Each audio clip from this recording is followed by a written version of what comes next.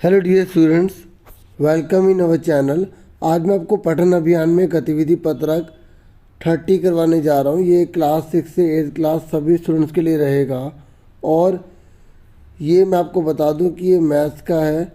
ये Hindi medium students के लिए वीडियो रहेगी, ठीक है। अगर आपने मैथ्स की अलग कॉपी बना रखी है तो आप उसे उसमें लिखेंगे, नहीं तो अगर आप एक ही कॉपी में कर रहे हैं तो ऊपर सब्जेक्ट जरूर लिख देंगे और विद्यार्थी का नाम और शिक्षक या शिक्षिका का नाम जरूर लिखेंगे, जो भी है, ठीक है। तो आज की जो वीडियो रहेगी उसका जो टॉपिक रहेगा वो परिमाप रहेगा। उससे पहले हम कुछ बहुत ही इंटरेस्टिंग चीज़ सीखने जा रहे हैं, ध्यान से सुनिएगा। कुछ दोस्त बगीचे में खेल रहे थे, तभी ऋतु को वर्गाकार बगीचे के चारों ओर चक्कर लगाता सांप दिखाई दिया। आप देख सकते हैं।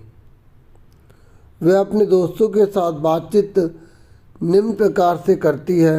अब अपने दोस्तों से बातचीत कर रही है ऋतु। क्या कह रही है? वह देखो स्नेक, ये ऋतु बोल रही है। मनु ने कहा नहीं, यह स्नेक नहीं है बल्कि सर्फ है। तो पिंकी ने क्या बोला? मुझे लगता है कि यह सांप है। कुंदन ने क्या बोला? मुझे लगता है कि यह सर्प है। जीत ने क्या बोला? यह सांप हैगा, ठीक है। रहीम ने क्या बोला? यह सांप है। और प्रिया ने क्या बोला? बहस मत करो, हम अपने अध्यापिका से पूछते हैं। अध्यापिका कहते हैं कि आप सभी सही हैं।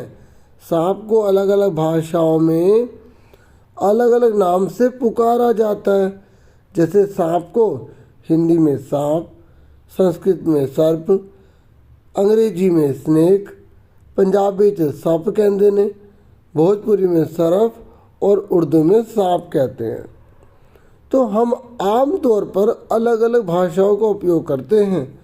आमतौर पर उपयोग में लाई जाने वाली भाषा को मातृभाषा कहते हैं, मतलब हमारी मदर की भाषा जो होती है, ये जो हमारे परिवार में जो भाषा बोली जाती है वो।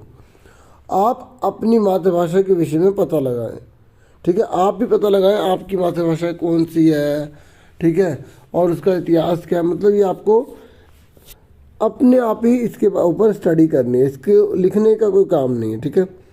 अध्यापिका समझाती है कि बंद आकृति की परिसीमा की लंबाई को परिमाप कहते हैं। देखो हमने हिंदी में यहाँ पे सारा डाटा देखा है ना। तो अब हमें समझाना क्या चाहते हैं? हमें परिमाप समझाना चाहते हैं।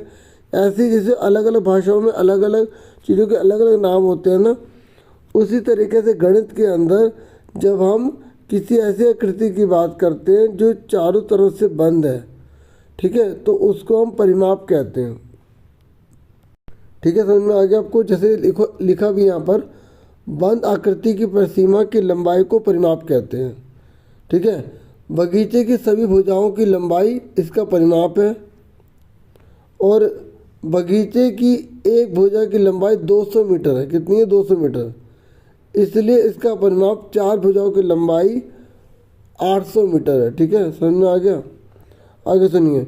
दी गई आकृतियों की चारों ओर की लाइनों को गिनकर परिमाप निकालिए।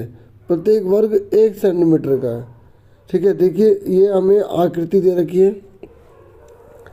तो यहाँ पर इसका बता रखा है कि ये 800 मीटर है। इसने बोला है कि एक भुजा की लंबाई 200 है।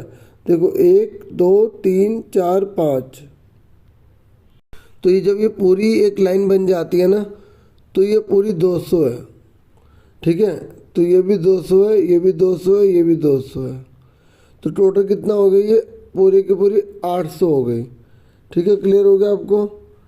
अब ऐसे ही यहाँ पर आपसे क्वेश्चन पूछा गया है कि दी गई आकृतियों की चारों ओर की लाइनों को गिनकर परिमाप निकाले। तो ये आपको कॉपी पर करना है। मैं इसका आंसर आपको दिखाता हूँ। पहले इसको देखो, इसको गिनो कितना है।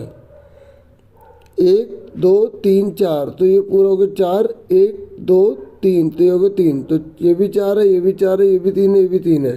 तो 4 4 3 3 कितने हो गए?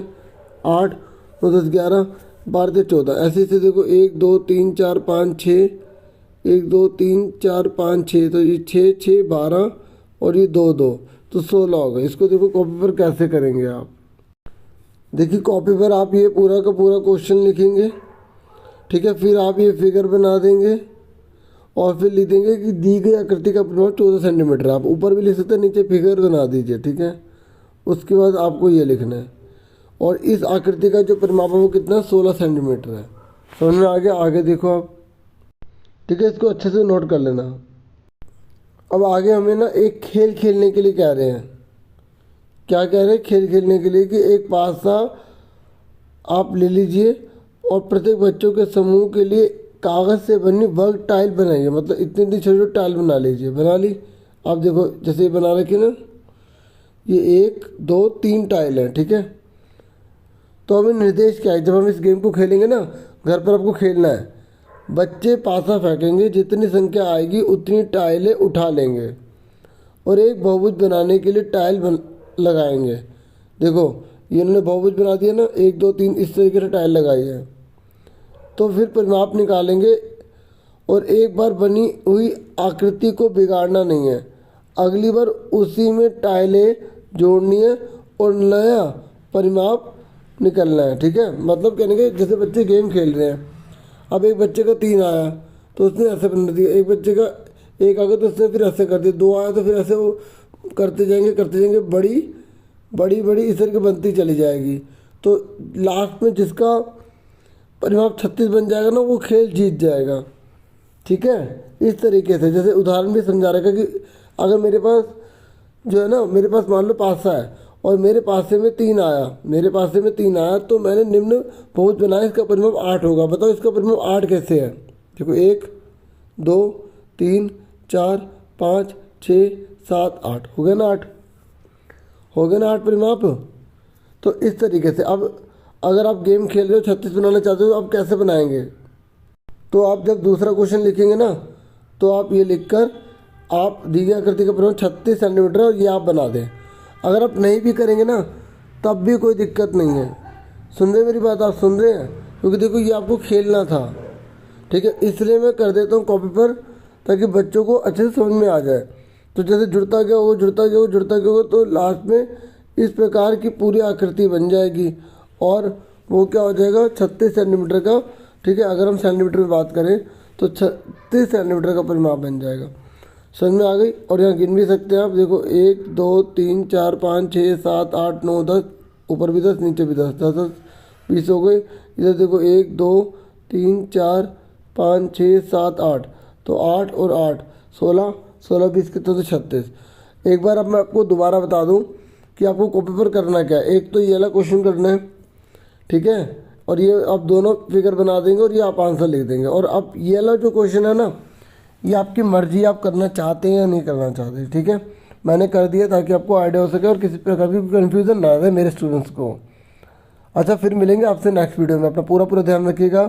Thank you for watching and listening carefully. Take care your self students.